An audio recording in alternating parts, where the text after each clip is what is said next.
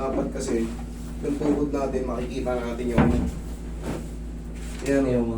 Oo, may awang. Tingnan mo yun guys, sir. Sa isang wala eh. Ayan, oh. Umusog yan. Umusog. Tapos, ano ba to? Dali ah. Ano to? Basa?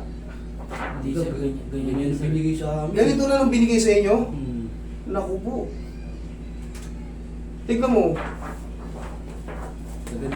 Sa ganito na lang ah, pero ito, duda lang ako rito ah. Tignan mo rito parang may, parang bitin eh. Pero ito, ayan oh, ang laki nung nakaiwala na spar. Ganyan na raw nung binigay eh. Ini-erase ko, hindi mabura eh. Pero nakalagay no dislocation or fracture. Pero ito, kung ano ba nararamdaman mo yan? Medyo, sabi ko may allowance yan.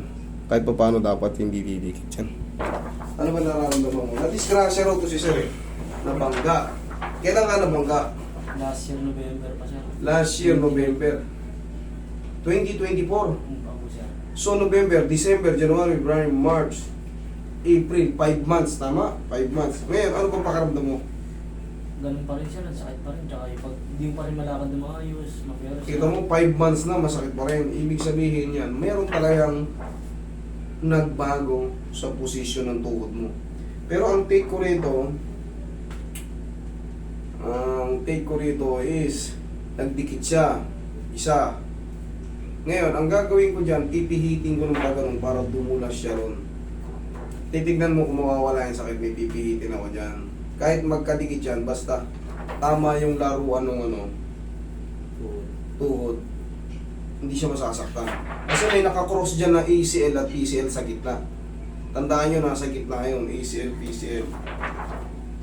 Tapos ito, duda ako ito eh. Ano ba ito? Oo, sir, meron dito. Kaya nga eh. Oo, malaki. Siguro. Ayan, duda ako dito. Ito, hindi ito. Okay to, ito maliit. Yan, dyan ako duda. Pero sana wala lang yan. Sana yung ano lang yan. Mga... Yes.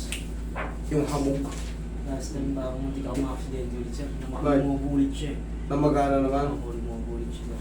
May short ka ka? Ako sir. Sige, may short ka muna. Okay, kami.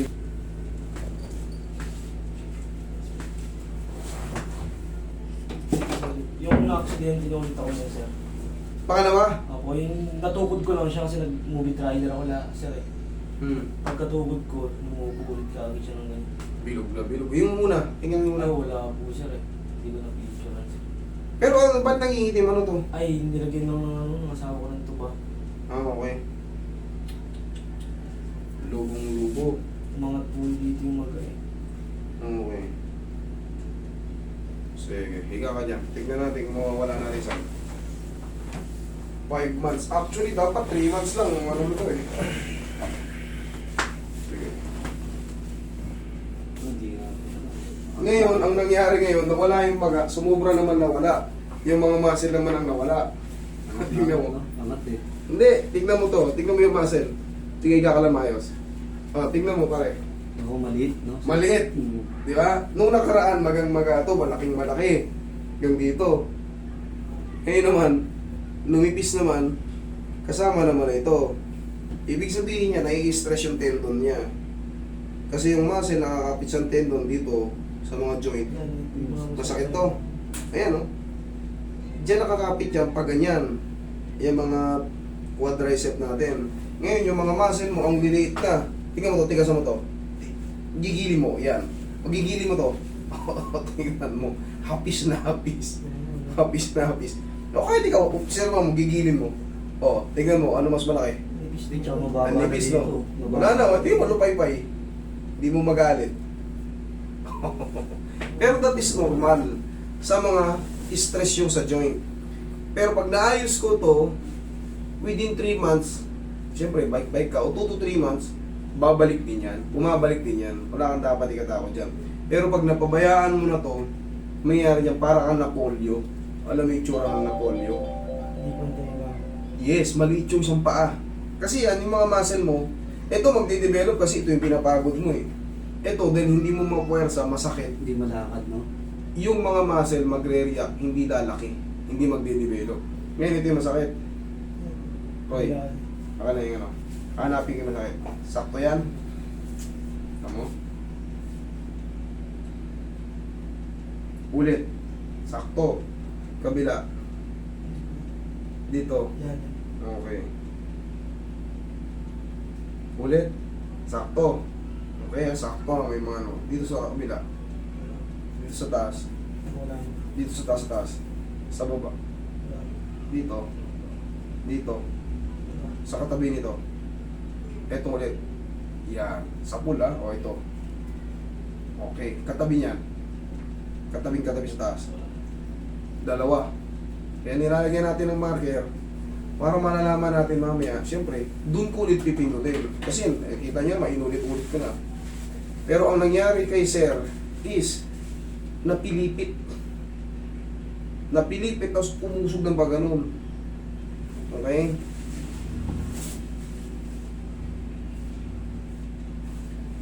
Yung labanan ha. Dahan-dahanin lang natin ito. Alam ko masakit ito.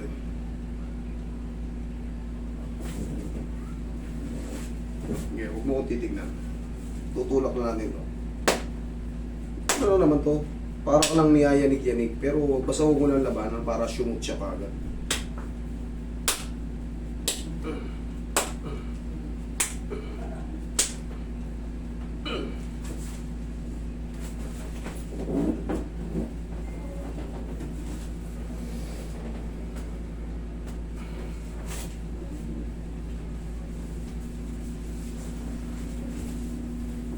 Relax lang.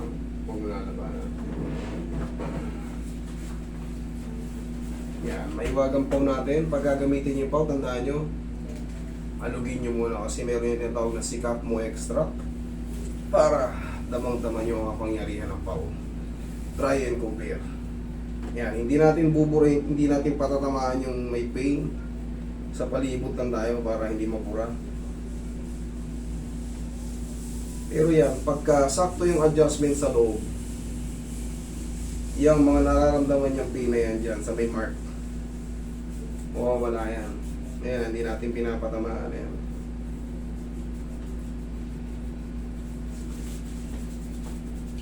Pain pa konti rin. Yan. Tapos ito, makaka-recover din to. Pero syempre, mga ilang buwan kasi magbabike-bike ka pa yan. Nakita mo yung mga bikers na laki ng mga ganito. Pag pinlex na talaga yung mga quadricep nila, bukol na bukol. Na kailangan pa ng e-bike din sir. Iba-bike-bike niya to pag naka-recover. Pag nawala na yung masakit. Kasi pag wala na masakit, o di, mapupuwersa muna. Eh ngayon may masakit, hindi mo mapuwersa. Hindi ko matupiyan sir eh. Eh, syempre, sira nga yung loob eh. Kita mo naman, in-explain ko sa'yo. Magkadilit. Oo, kailangan yun. Basta, may guide naman yan eh. Kailangan niya inaalog. Pero syempre, yung mag-aalog, kailangan marunong para baka mamaya, nakaganon na. Naipihit pa ng ganon. Nangali. Doble yung sakit na mararamdaman mo. Kasi para ka nakadislocate ng pakaliwa, ay pakanan, pinilipit mo pa ulit pakanan, mapuputol na yung mga nakahold doon. Kaya kailangan, kahit pa paano, marunong yung titingin sa mga pilay nyo para naiintindihan yung gagawin. Hindi pa tsamba-tsamba.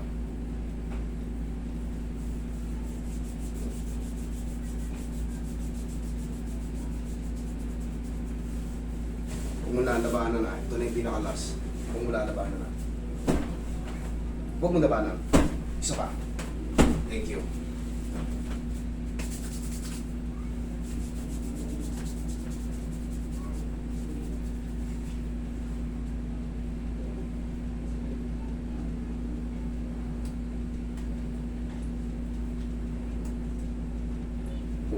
Sabi mo hindi mo matupi. Ba't natutupi? Okay, chisikin na natin ito. Ito, okay. Tignan mo, sa pool yan. Para di ka, lapit mo. Wala na raw. Ito, wala na. Dito naman, baka mapahiya ako rito. Ha? Nararamdaman mo ba yung dinidinan ko? Oo. Ikaw magdino.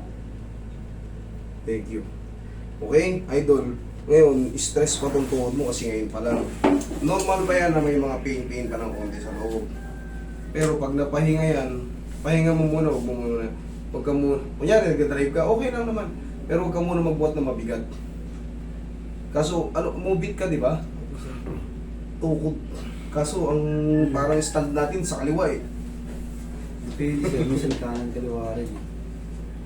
O, sa ano ka muna tumukod? Sa kanan. Oo nga, sir. Depende. Kasi pag medyo, siyempre iba-iba yung pasayero natin eh. Minsan malaki, mas malaki sa atin. Pag ito tinukod mo, siyempre hindi pa nga ayos eh. Pag ipinersa mo to, Didikit na naman. eh, yung simple nga lang na ano, hindi ka napipilay, na-balance ka na gano'n, nadidislocate pa, ikaw pa kayang sira yung tuhod mo. Dito ka muna tumukod. Okay? Pahinga mo muna, 4 to 5 days, tapos testing ka na mag-bike dun sa ano. Kung may mahihiraman ka ano. Hindi ko na natapin ng ganito. Kasalanan mo yan, pumunta ka rito eh. Okay? Naayos na.